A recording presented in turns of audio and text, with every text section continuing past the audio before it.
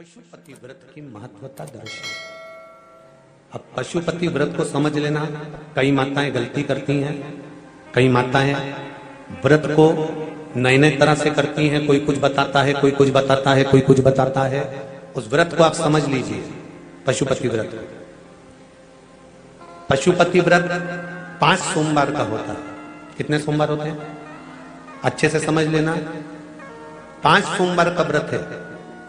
आज अष्टमी का दिन आप लोग अच्छे से समझ लोगे तो आपको फिर कोई ये नहीं होगा कि मैंने व्रत करा और मेरा काम क्यों नहीं हुआ। उसमें अपने को अपनी गलती छांटना है कि गलती कहां हो गई। पशुपति व्रत 5 सोमवार का होता है।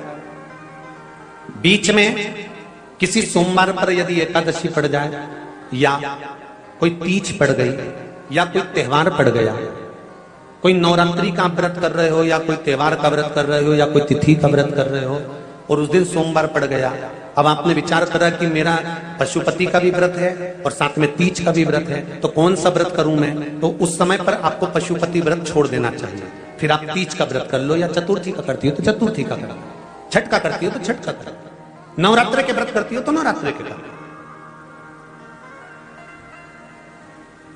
5 व्रत पशुपति होते हैं।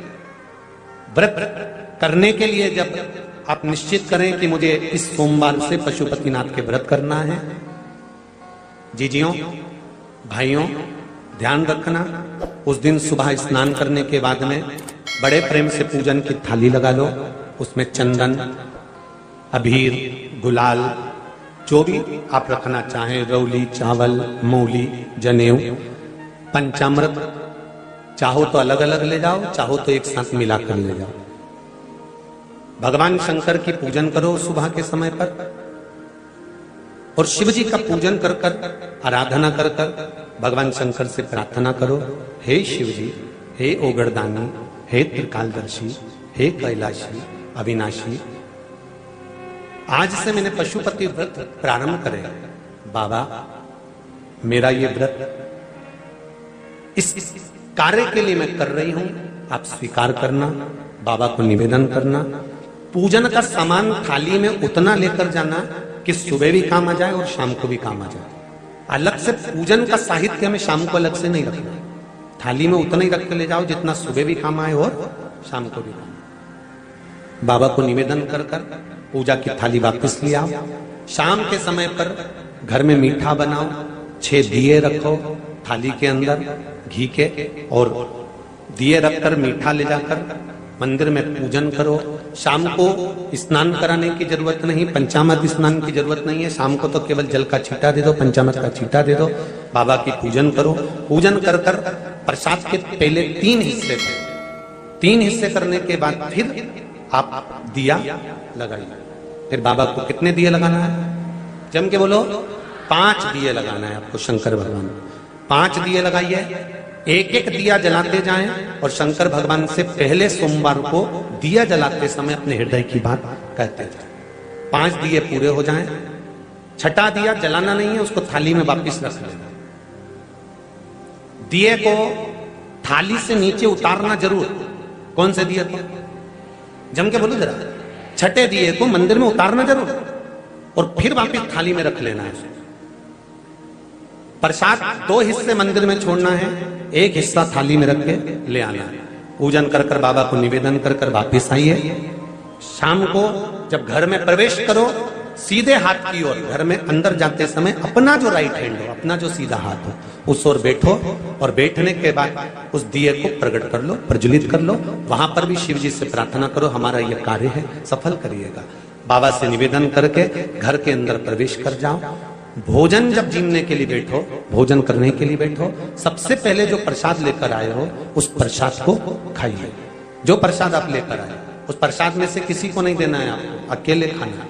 उतना ही प्रसाद लेकर जाना जितना खब जाए, छोड़ना भी नहीं।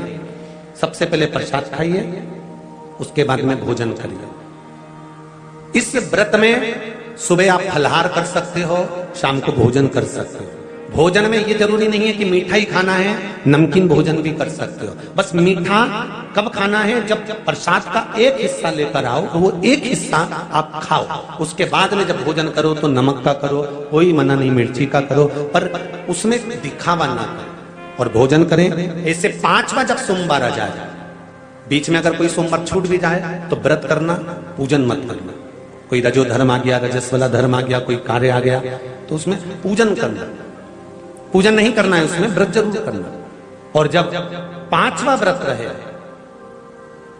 और 5वां व्रत जब रहे तो उस 5वें व्रत में जब सुबह पूजन कर आओ, शाम को पूजन करो, तो शाम को भगवान पर 108 या तो चावल के दाने, मूंग के दाने, या बेलपत्र, या फूल की पत्ती, जो भी 108 चढ़ा सकते हो भगवान को चढ़ाकर एक श्रीफल 11 रुपए उस पर रखकर शिव जी से निवेदन कर कर घर पर आ जाइए, दिया लगाइए और बाबा से निवेदन कर कर प्रसाद पाइए। अगर नियम से कर लिया तो मेरा विश्वास कहता है 5 सोमवार के अंदर ही आपका काम हो जाएगा, 5वें तक पहुंचोगे। ये शिव कृपा। श्री शिवाय नमस्तुभ्यम। हर हर महादेव, जय महाकाल। मित्रों, आज के इस वीडियो में गुरुजी ने पशुपति व्रत की संपूर्ण विधि बताई। अगर आपने यहाँ तक वीडियो देखा है तो आप अच्छी तरह से समझ गए होंगे कि आपको पशुपति व्रत कैसे करना चाहिए और इसके व्रत के करने से क्या फल आपको मिलता है। पशुपति व्रत बहुत ही चमत्कारी व्रत है।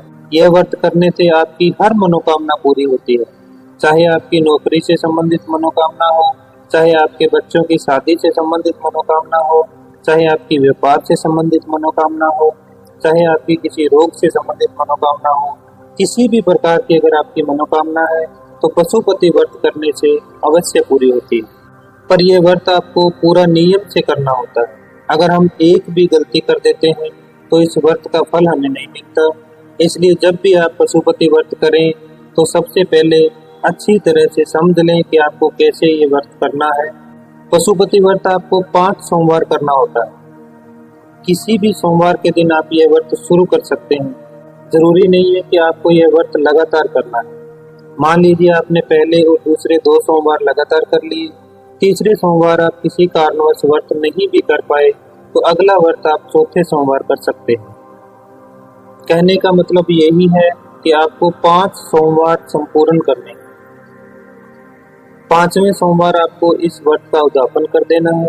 उद्यापन भी बहुत ही सरल है, जैसा गुरुजी ने बताया है उसी विधि से अगर आप ये व्रत करते हैं तो आपकी मनोकामना महादेव अवश्य पूरी करते हैं। मैं उम्मीद करता हूँ कि आपको वीडियो अच्छा लगा होगा। अगर वीडियो पसंद आया तो वीडियो को लाइक करें और कमेंट में महादेव के नाम का एक जयकारा जरूर लगाएं।